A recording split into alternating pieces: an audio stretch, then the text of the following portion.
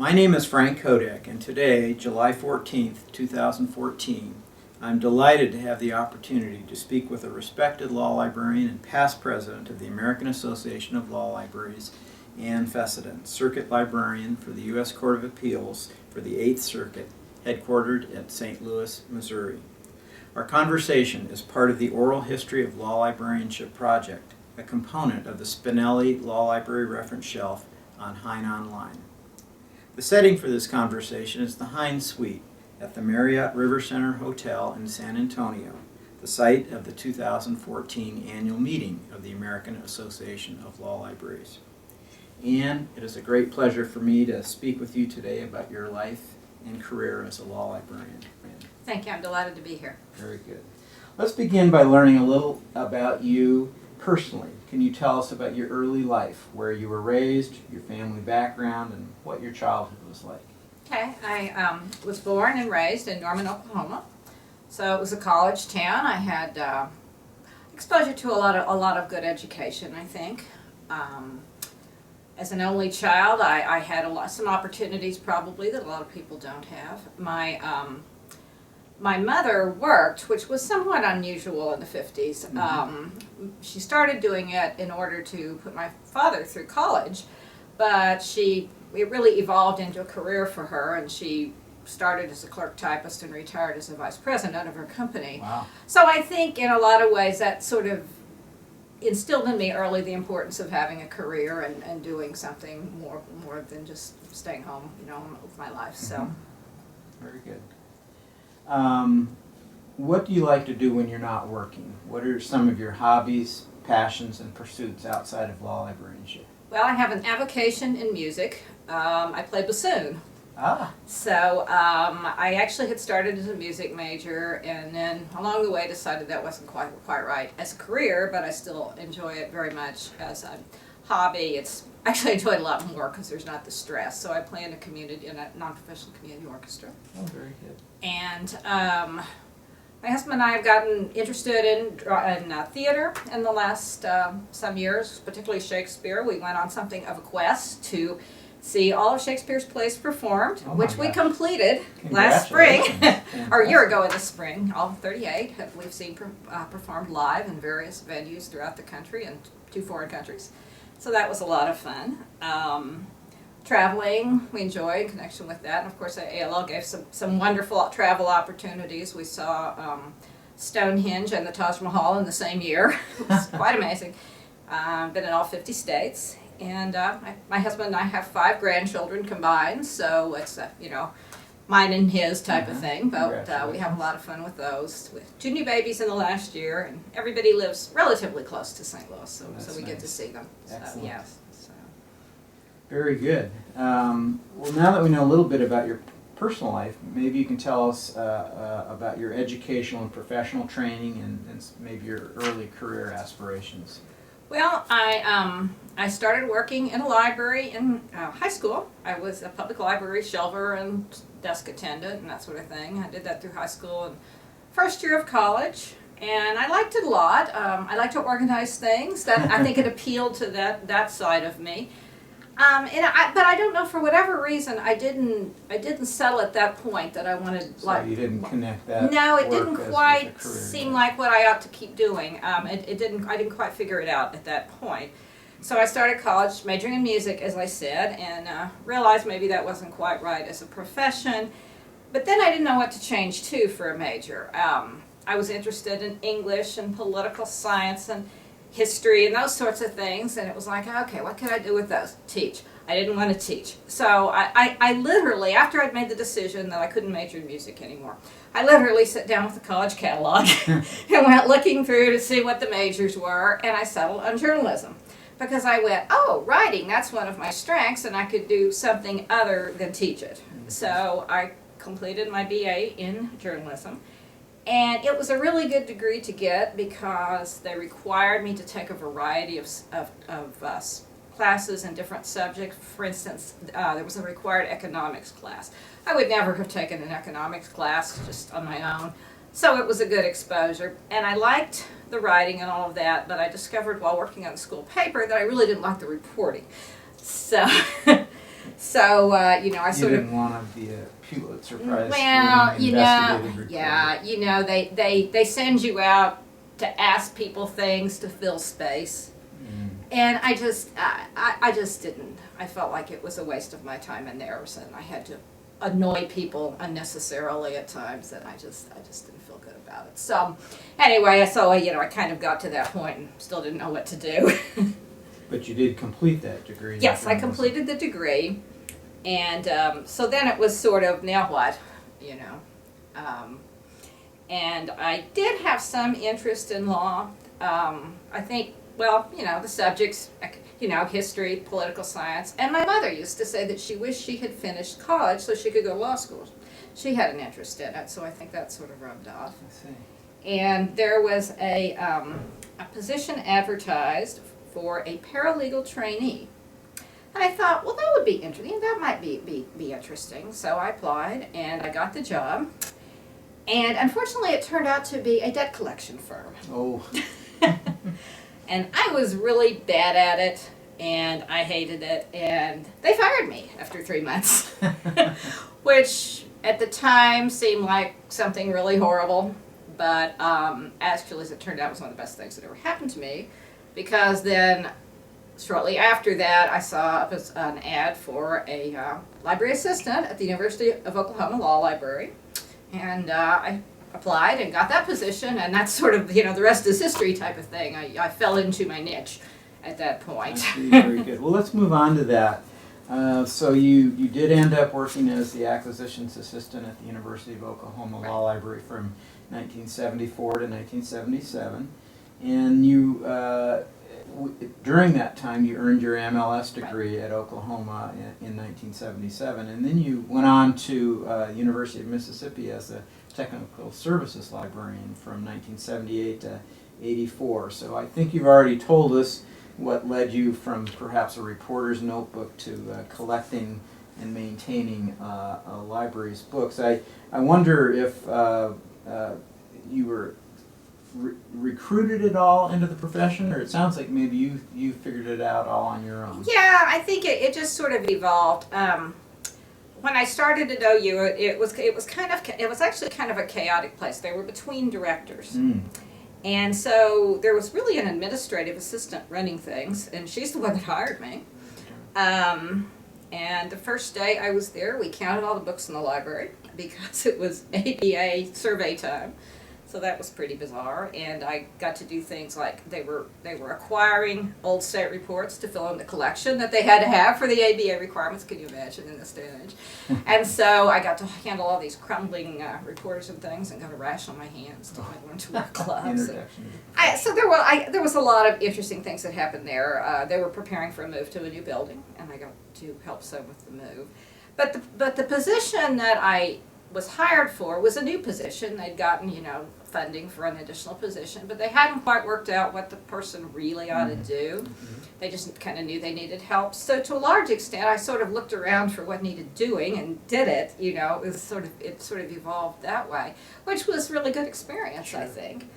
And I sort of realized, not too far into it, that I think this really is what I want to do. So at some point in that 3-year period, you decided, gee, I better get a library degree. I started probably. I guess it was. I started library school about a year into it because I started in the fall there, and I think I started library school the next fall.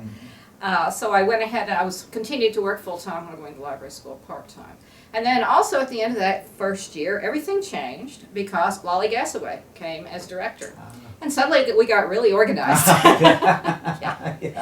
And she also brought in Jim Hoover as associate director, who later became director of Columbia, and Marilyn Nicely as head of tech services. Marilyn was my immediate supervisor, and we got along really great. She really treated me more as a colleague, which was nice. But as I said, I was just sort of starting library school about the same time, and Lolly was very supportive of my library school efforts. And particularly, she arranged for me to attend a combined Seal Small meeting in New Orleans. And I was going to look up the date, but it's got to be somewhere around 76 or 7. And while we were there, she introduced me to a lot of people, and she handled it really smoothly because I was kind of embarrassed about not having a library degree and being a lowly library assistant. And she would just say, well, this is Ann Fessenden of my staff, and leave it kind of vague as to what I did there. And so I met lots of people, including Al Coco, who took a group of us on a very eye-opening tour of the French Quarter. But it was just a lot of fun, and the programs were great, the people were great, and up to that point, I knew I wanted to be a librarian, but I was, it's kind of whatever job would come along. Sure. But after that conference, that was it. I was going to be a law librarian. Wow. I was really, really committed to it. So that was a lot of fun. But and then, so I finally got my MLS, and I was looking around for a professional job, and Lolly found out that Mike Beard, who was she had worked with at Houston, and now he was the director at Mississippi, needed a head of tech services. So I had met him in New Orleans also. And so I applied and was hired for that job and moved to Mississippi to work with Mike. And it was a great time. He was sort of redoing everything from the ground up, and we were moving into a new building. My second move already, 3 years into my career. But I got to help with that. But I also realized about a year or so into that I probably would want to eventually be a director, and so I started doing law school part-time while working full-time, so. And so you then were at Ole Miss from 78 to 84, and during that period I got my law degree. I had a baby. It was a very chaotic but a lot of an exciting time. It's probably great preparation for a career in librarianship. Oh yeah, it was, and also it usually is chaotic. Yeah, right. So we did a lot. And, we had to move. It was exciting, and just kind of as an aside, and what a small world our profession is. I hired James Duggan while I was there for his first law library job as a student assistant. He was a law student at the time, and of course he then followed me as AALO president. That it is a small world. There's no question about that. So I'm going to jump ahead a little bit and anticipate the fact that eventually you moved to the court libraries, but you did spend the first decade of your career in the academic law library world. I wonder if you have some reflections just about the academic life and kind of how maybe that compares with what you've been doing since then for the past 30 years. 30 in December, yes. 30 in December. Well, it's interesting. I say 30 in December because my career plan was to be an academic director. Of course, that's what I knew. I hadn't been exposed to any other type at that point. So I figured I would take the job at the court for maybe 3 years to get administrative experience and then move back. Because I wasn't finding, I was looking for an associate director job in law school, and I wasn't finding one quite fast enough to suit me. Sure. And so I thought, I'll do this for a little while and whatever. So obviously I sort of settled in. It'll soon be 30 years. But there are similarities. The time flow is similar because in the academic world, of course, you have, law school starting in the fall and a new crop of students. Well, we have the same sort of seasonal flow to ours in that in the fall there's a new term of court and a new crop of law clerks, and we have orientation for the law clerks and all that sort of thing, and people learning and finding their way around. So that piece of it had that was helped. It was familiar, sure. And instead of professors as the prima donnas, you had judges.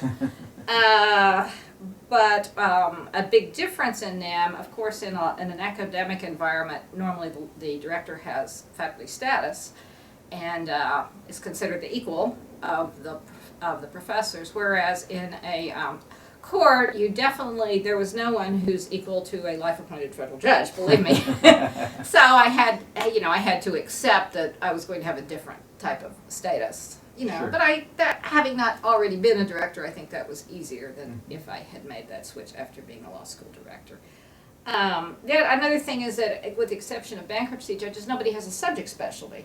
you can't just know that this professor is interested in that topic and this one and they out, or that sort of route the newsletters on that subject, or build your collection around what subject you're being taught, because if they're courts of general jurisdiction, you have to have a little bit of everything, at least as it comes under federal law, which a great deal does, of course, particularly. So it made it somewhat harder to know kind of what we needed and how to keep people informed and that sort of thing. But the big change, really, in the federal court system and working for a court of appeals was the geography. Of course, I was accustomed to everybody was in the same building, you know, in the same library. Well, the Circuit Court of Appeals covers 7 states. And so we had jurisdiction over cases in states from Arkansas to Minnesota and North Dakota. And so I had branch libraries, I had staff out hundreds of miles away that I was supposed to attempt to supervise, and it took me the first year to even get around and meet them all. That piece was very, very different, but very challenging. I mean, that was really kind of one of the exciting parts of it, was how meeting people in all these different states and learning about their needs and relating and figuring out how to deal with people at a distance.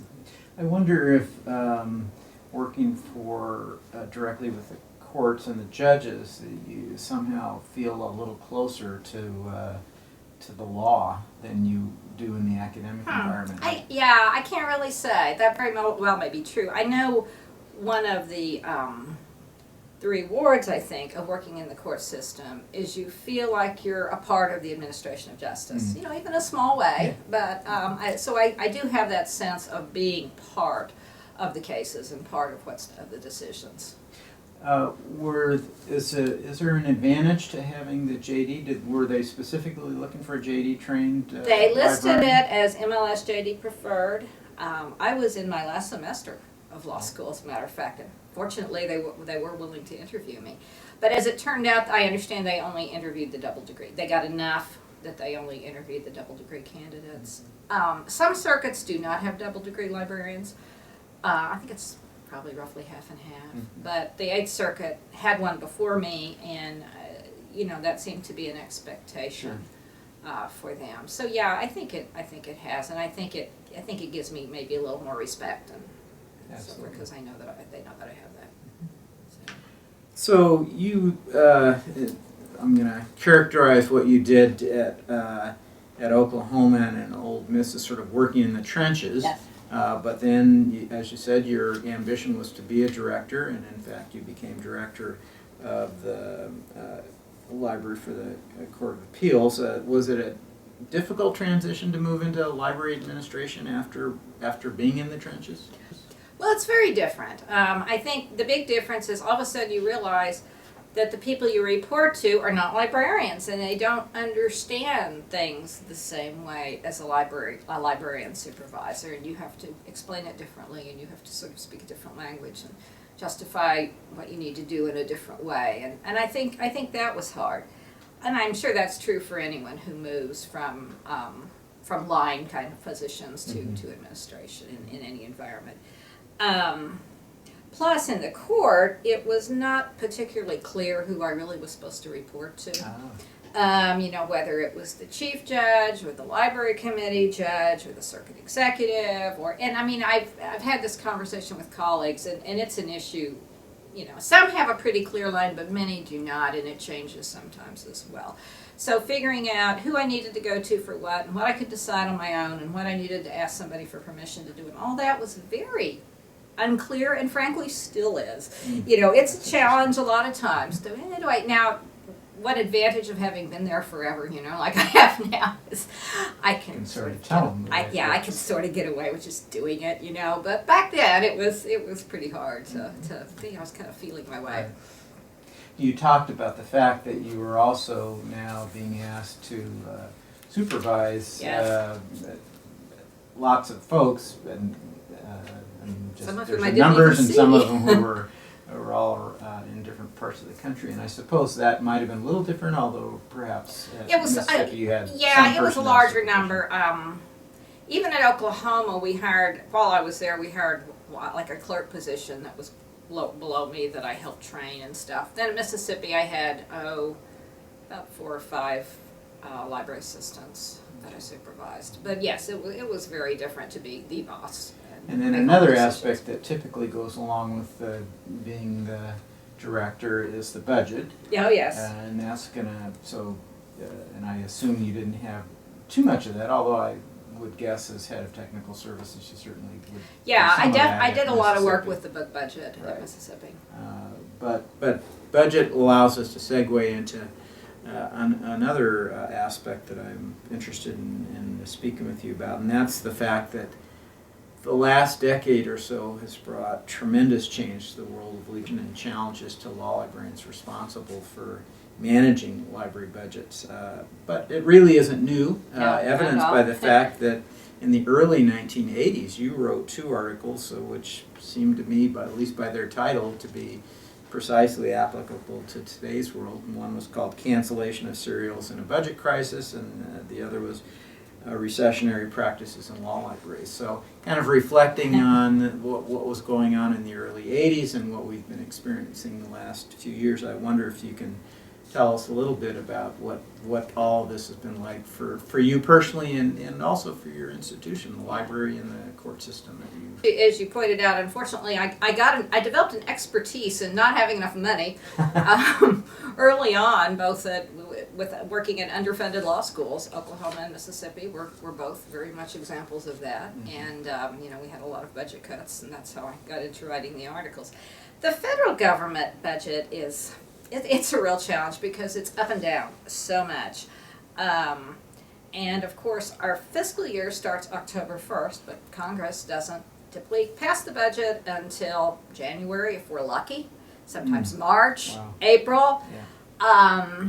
So we start a year with what they refer to as an interim budget that's based on the Administrative Office of Courts analysis of the congressional action up to that point, the markups of the bills and all that sort of thing, and they figure out a percent and decide what they're going to give us. And you operate on that until we get the real budget, and usually they're pretty close, and they only have to tweak it, although occasionally there's surprises. And I mean, basically planning is it's really, really difficult, because you can't count on it, and you have to then spend the rest of your budget in 6 months or whatever. So that's been hard. But I mean, we've had some really good years, and then up through the 90s, we had a lot of growth. We growth. We built buildings. We had a lot of growth in staff. It was a lot of fun. More recently, not so much. The last few years with the sequestration and all of the congressional gridlock over funding has been extremely difficult. We've had some real serious cuts, and we've not been able to fill positions, and our staff is way down. And my early years of dealing with that has been useful, to try to adjust. We're also under a lot of pressure from some judges to reduce the number of branch libraries. They feel like we don't need them in the era of everything online and all that sort of thing. There are some, particularly some of them are on national committees that have the authority to push this. But then there are also a lot of judges in the local courts who really believe in the libraries and want them. So we have a lot of push and pull on that, and a lot of transition going on right now. I'm curious, based on not only your own experience with your library, but also your observation of other court libraries, are courts behind or ahead of the curve in terms of moving toward using electronic resources almost exclusively? We're certainly way behind law firms. Judges tend as a group to be conservative. The courts generally are not the ones making the big changes first. We tend to be run behind everybody else in those kinds of things. So of course we're getting law clerks who don't know how to research. Right, what's a book? What's a treatise? Index, huh? We have that kind of thing. So it's definitely changing pretty dramatically, and has been for a while. But it's I think it's accelerating at this point. And we're also, as part of the budget crisis and the push to not spend as much money. We're reducing the space in a lot of the libraries, even even where we're keeping them and not closing them, we're reducing the space, and so Sure. that's affecting the collection and pushing us more in the electronic direction. You have a beautiful library. Yes. I had the pleasure of. One of those 90s well-funded ones. That's right. And I apologize for not remembering that. If the answer is no, we'll just move on. But were you involved in the planning? Oh, yes, quite heavily, yes. Endless meetings with the architects and reviews of plans. And well, plus not only that, I did the same thing for half a dozen or so branch libraries during the same time period. Space planning was a major part of my job for many years, really. I have a blueprint cabinet in my office, and it's a drawer for each location. Fantastic. Because some of it we're starting over again with the reductions too. Is that right? Well, I do can't tell you. I mean, it is a beautiful library and has a beautiful view of overlooking St. Louis. We're not downtown reducing St. St. Louis yet. That's good. We're losing a storage room that's outside the actual library space, but so far, Great. Well, let's switch gears a little bit by talking about some of the individuals you've met and worked with during your career. I already mentioned a few, and feel free to talk more about them. But I'm curious. You talked about Lolly Gasaway. It sounds like you might consider her a mentor. yes, and definitely. I'm curious if there are others in the profession who you might think of as mentors, or just others who you especially admire. Well, definitely Lolly Gasaway and Mike Beard were very important in my early career. Lolly was really instrumental in getting me started in law librarianship, and my first professional job was with Mike. So Mike gave me an amazing amount of autonomy and figuring out what I needed to do, and I learned a lot that way. He also taught me the value of what he called lobby time, which now we call networking, I think. But he would hang out in the hotel lobby and talk to people, and so that was really important. Also, I had met Al Coco that summer in New Orleans, and I learned shortly afterwards that he was bringing Marion Gallagher into the University of Denver for a one-week short course in law librarianship in the summer. So I went out to Denver and took the class, and so I not only was able to get better acquainted with Al, but I also had at least a brief opportunity to study with one of the real giants of our profession. So that was an honor and a lot of fun. And I think also I've just had such wonderful colleagues that I've learned from over the years. My first ALL meeting was in Rochester, New York, and I knew, I met a lot of great people there, and when I was coming up as president, to the time when I would talk to Connell about the profession and everything, I remembered, I knew that there were several people in my group who had become president of ALL. Tori Trotta, was in the group. I remembered going to dinner with her and Alan Hollick and some other people. Would be a dinner you'd probably not. Yeah, it was memorable. And I knew that Margie Mays was in that group and that she had become president. So I started looking into it, and I discovered there were 7 of us. Wow. Out of the class of 1978. So it was my 30th Connell anniversary. So I sort of used that in my presentation. I actually even hosted a little reunion. They all came and we took a picture. I think all but Kay Todd was not at that particular meeting, but Mark Estes, Jim Heller, Margie Mays, Tori, and Claire Germain. So wow. Yeah. So I grew up in the profession with all these amazing people, and I think we influenced and inspired each other to a large extent. And I also think that during my 2 terms on the executive board, the people I worked with were just, were so wonderful. I mean, some of the same people. Tori was one. But I think I learned a lot from all of them as well. Very good.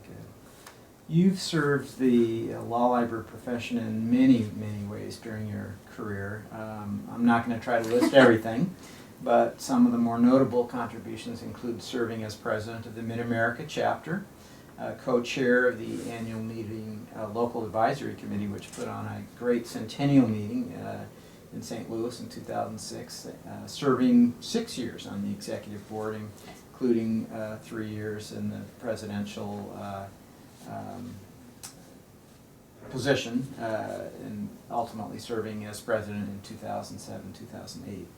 So obviously professional service is important to you. Can you put that importance into words and perhaps identify for us the professional contributions which have meant the most to you? Okay.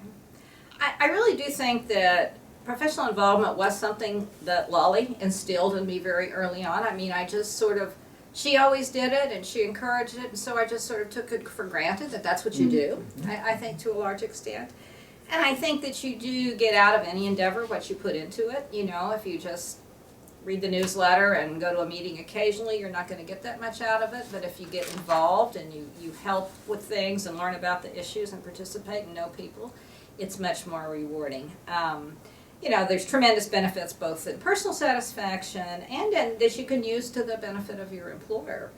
So I think it's really unfortunate that a lot of law librarians, especially in government environments, can't get employers to fund professional involvement, because the people learn so much and they get contacts that they can use to get materials that their employers need, and it's just really a problem that we can't get that idea across, particularly in those groups. But as far as what was satisfying to me personally, service on the board was really I really enjoyed that a lot. It was nice to get the big picture view of AALL and how it works both internally and what its role was in the larger library and legal communities and even in the world.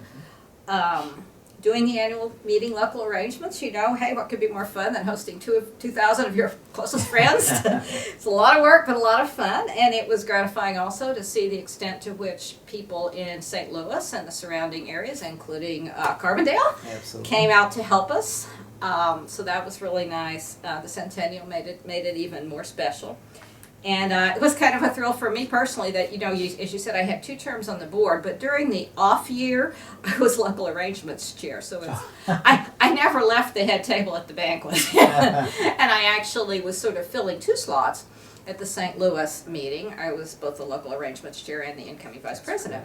So it was a personal kind of neat thing for me to be recognized as incoming vice president in my hometown. Sure. You know, but I guess, you know, of course, being president was just the most amazing thing I ever did. I never expected to do that. I certainly didn't have a career plan to become president. And I guess once you get on board, it starts seeming a little more possible. Mm-hmm. But I was proud to be the first non-academic in 10 years. Judy Meadows had been the last one before me. And the only federal court librarian outside the United States Supreme Court who's served in that role. Being the AALL representative at national and international organizations and speaking for the organization, being the actual face of the organization, and having primary responsibility, even for a short time, to lead the organization was just really an awesome and humbling and intensely rewarding experience. Very well put. Thank you. I'm going to ask you one more question. You brought up something about the challenges for those, especially in government libraries who can't get funding. I wonder if you've thought any about ways that someone without funding can still contribute and gain some of the benefits, both personal and professional, that you've talked about from professional service. Because it's more and more difficult. Yeah, I mean, there's no question about that. Yeah. I do encourage, I've encouraged people to participate in chapters, particularly people in the city chapters. That's pretty easy. For those of us in mall, it's harder because, you still have to travel. But even then you can, it's not always necessary to actually come to the meeting to be on a committee. I know that's something I've told people many, many times when I did chapter visits over the years and talked to people about the difficulty of participation. Is, there was a perception that you absolutely had to come to all the annual meetings in order to be a committee member, and that wasn't necessarily true. Or, SAS work as well. Especially in today's world. Exactly, it's become much, much easier. Right. So to do that and to work with your, whatever sort of local people you have, writing and communicating with your colleagues is possible anywhere. And of course there are grants, and it's good to explore all those possibilities. So I think people can do it. I mean, I think if you can't come to national meetings or at least regional meetings periodically, it's going to be kind of hard. But at least maybe you can now and then, and you can still get a lot of benefit, I think, by working at the local level. Well, those are good suggestions, and I hope people will take them to heart. You've talked already about your service as president, but I want to be a little bit more specific. You adopted Energize, Explore, and Evolve as the theme of your year, and particularly your 2008 annual meeting in Portland, Oregon. What do you consider some of the important initiatives or accomplishments that occurred during your presidential tenure? Well, I happened at a time when there was a lot happening. First, I was privileged to work with a brand new executive director, Kate Hagan. I was for her first. She started about a month before the annual meeting and before I took over as president. So I had the opportunity to work with her and help her learn about law libraries and how we worked and what our customs and our values were. And she asked a lot of questions and was very quick study. But I think I like to think in some small way I got her started out right. Absolutely. Well, that's important. So I think that was important. Unfortunately, sadly, Bob Oakley died early in my term, which created something of a crisis with what to do with the Washington Affairs Office, because the Washington Affairs representative and Bob, were one. It was hard to think of them apart. Plus, we found out we were going to lose the space at Georgetown. And so we had to sort of review and rethink and figure out what to do with the Washington Affairs Office and the Washington Affairs Representative position. And I know Kate and I made a trip up to D.C. and sat down with Mary Alice Bache, who of course was the number 2 person, to talk about develop interim plans. And then the board undertook a review of the office and an analysis of what to do. And ultimately, we leased space and we created a separate position of Washington Affairs and hired Mary Alice to head that office. And so it all worked out, but it was a difficult time and and a sad time. And of course I had to go into his memorial and represent the association and all that. But anyway, another thing that happened, for a variety of reasons, vendor relations tended to be very much on the minds of the membership at that particular point in time. There was a great deal of email and comments at meetings, and people were just really agitated. There had been a program at the meeting in St. Louis that got a lot of people kind of worked up, I think. But there was extreme member concern, and I think as we got into it, there was also a lot of misunderstandings, but people were upset about West and the price, their refusal to participate in the price index, and they were upset about sponsorships, that they thought AALL and the vendors were too cozy, and they thought that AALL wasn't doing enough to try to prevent price increases, and just a perception that we had no policy and we didn't know what we were doing, and the whole thing really erupted in the fall on the academic director's listserv, which of course I wasn't on because I'm not an academic director, but several people forwarded me some of these things, and it was just getting really out of hand to where we felt like we really needed to do something. So I worked with the board executive committee and the executive director to we developed sort of a two-pronged communication approach. I wrote a letter to the membership that was posted online, kind of explaining some of the things and trying to get rid of some of the misconceptions. We set up a vendor relations page with a Q&A with numbers on the sponsorships, exactly who gave us what and what we did with it, with the Fair Business Practices Guide, a link to that, and explanations of what was going on with all that. Also, one of the things that I had kind of wanted to do going in, and that I had actually talked to Bob Oakley quite a bit about, was have a vendor colloquium. There were a series of them, I guess, in the 90s, yes. And his was the last, and I thought that would really be a great thing to do. Well, we didn't start planning that quite soon enough to really make it happen, and we didn't actually have one until Joyce Janto was president. But I had talked to Bob about it. I had gotten some of his documents. And we thought about the whole idea of speaking with vendors and working with vendors. So instead of that, I tried to lay the groundwork for one in the future and sort of deal with this little sort of crisis we had, by doing a series of visits to the vendors. So Kate Hagan and I, in the spring, went on on-site visits to all of the major legal vendors, and we asked for and got people as at the very highest levels, or very close to it, in all the organizations, and we sat down and talked about these issues and about the price index and about pricing and how it was like how they sort of went over how they did things and how we asked questions, and we also asked about their interest in a future vendor colloquium, and we communicated that to the membership. So hopefully it all helped some anyway. And the other thing, the board started a review of the vendor relations policy, and ultimately that evolved into the decision to hire a vendor relations liaison that Margie Mays is continuing to do very well. And we also, at that time, I guess it was actually my last meeting as president, we passed a policy that decided that we would not accept sponsorships from vendors who did not participate in the price index. And we did without the WELL sponsorship for a few years as a result of that. But ultimately it got better, I think. So that was a major change. No, I was just going to say that you mentioned that some of the things you might have started and things didn't get completed, or they evolved over several presidential terms, and I guess that's a fairly common thing. It's pretty difficult. Many of these are very large issues that really can't be resolved in a single year, but it requires the continued development over the course of time. Yeah, throughout both of my terms on the board, I worked a lot I feel like in the areas of trying to improve continuity in the board, in the chapter president group, with representatives. We sort of lost track of the documentation of what the representatives were and who they were supposed to, how you got them. And representatives to outside organizations. Yeah, it was all a bit of a muddle. So we worked on that. I worked on chapter leadership training and trying to improve and expand that, and committee chair training.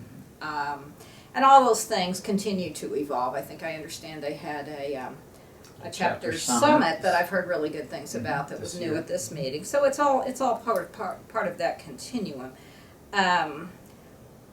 We also I tried in a variety of ways to be responsive to member concerns. The vendor, of course, situation was one of them, but another was the members' open forum. I had noticed for many years we would have a forum, people would stand up and say things and sometimes ask questions, but they were never answered. It was a policy at the time that they not be answered, that they were answered later in print. Right. And I understand why, that you didn't want to get some. And this is the open forum that follows the annual business meeting. So I made a change that year and announced that we would at least selectively consider answering questions. I was very careful, but we would, if it seemed appropriate, we would answer questions. So I had a mic, and I answered a couple of questions. No, I didn't get a lot that year, but we started, and people. What I really find gratifying, speaking of continuity, is that approach is still continuing. Yes. So I thought I was very happy to get that started. I also made a major change, I think, in the program committee selection. There was a lot of member concern that the program committee was not, you couldn't volunteer for it in the normal course of when they listed, said, here's committees you can volunteer for. Because it had to start work earlier than the other committees, it was chosen by, I guess, the vice president earlier, and there wasn't an opportunity for volunteering. They would just identify people and select them. So, and a lot of people were grumbling about that with concern. I think that they felt like it was, a closed network and there wasn't an opportunity for input and that sort of thing. So I made a change to list it as one of the committees you can volunteer for, but with an earlier response date, so that we were able to take volunteers for the program committee. And that approach has continued, and I think now the whole thing, the dates have changed, but more recently. Right. But the presidents after me did it that way as well. So getting things to continue, I think, is particularly important. but really the big thing that I started, that's continuing, that I'm most proud of, is the leadership development program. That was one of my main initiatives.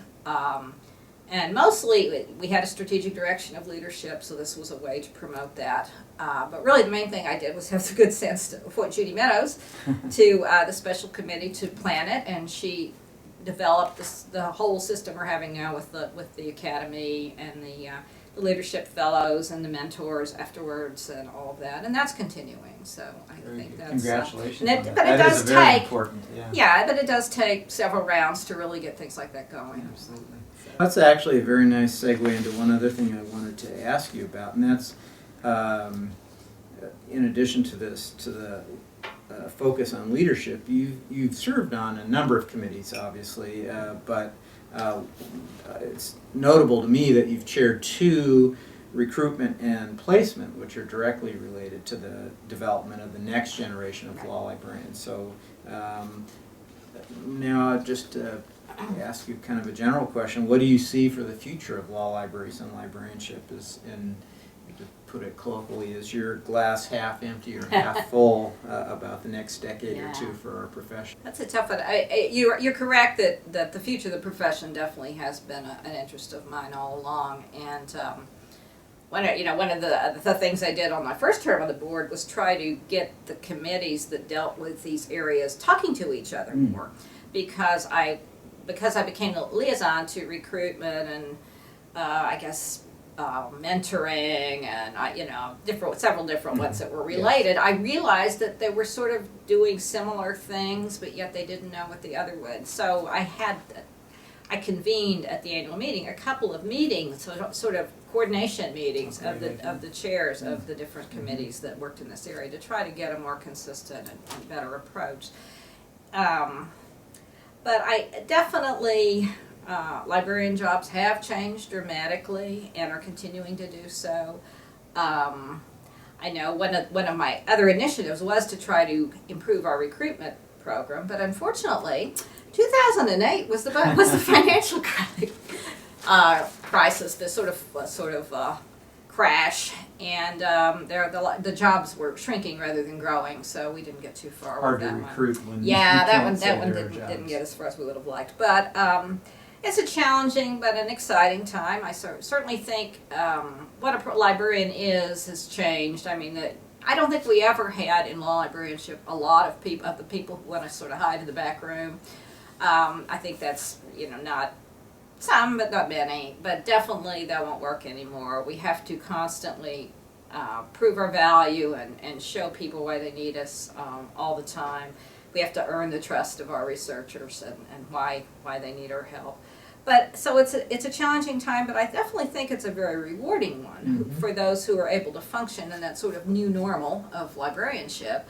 So I'm optimistic that it will be a very interesting time, and that I don't know about numbers of jobs, and again, too, a lot of jobs may not be called librarian even, or may not be in what we would think of today as a library. But I think the kinds of skills that librarians have in research, in organization, in dealing with people, as trainers, as teachers, all of those will have a place in the future. So I'm encouraged in that way. Very good. Guess it's half full. Okay.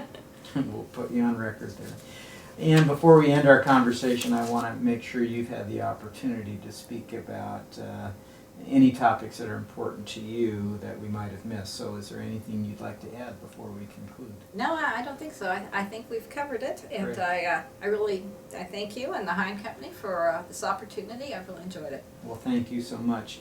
And Fessenden, on behalf of Pat Kehoe, Michelle Wu, and Dick Spinelli, my colleagues with the Oral History of Law Librarianship Project, I want to thank you for taking time to speak with us today about your experiences as a law librarian. Your remarks will be a valuable contribution to the project and of interest to both current colleagues and those who join our profession in the future. Thank you very much. Thank you.